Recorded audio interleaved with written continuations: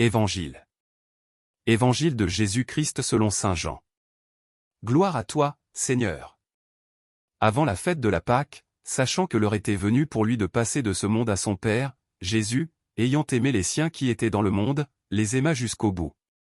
Au cours du repas, alors que le diable a déjà mis dans le cœur de Judas, fils de Simon l'Iscariote, l'intention de le livrer, Jésus, sachant que le Père a tout remis entre ses mains, qu'il est sorti de Dieu et qu'il s'en va vers Dieu, se lève de table, dépose son vêtement, et prend un linge qu'il se noue à la ceinture, puis il verse de l'eau dans un bassin. Alors il se mit à laver les pieds des disciples et à les essuyer avec le linge qu'il avait à la ceinture.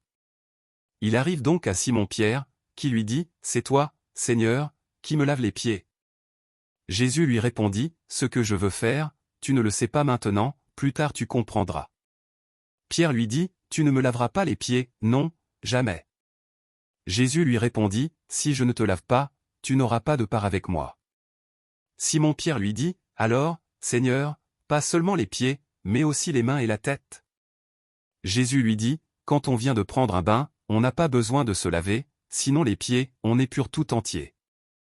Vous-même, vous êtes purs, mais non pas tous. » Il savait bien qui allait le livrer, et c'est pourquoi il disait, « Vous n'êtes pas tous purs. » Quand il leur eut lavé les pieds, il reprit son vêtement, se remit à table et leur dit, « Comprenez-vous ce que je viens de faire pour vous?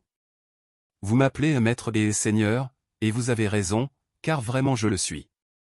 Si donc moi, le Seigneur et le Maître, je vous ai lavé les pieds, vous aussi, vous devez vous laver les pieds les uns aux autres.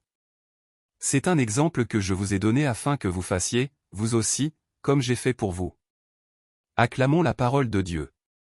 Louange à toi, Seigneur Jésus.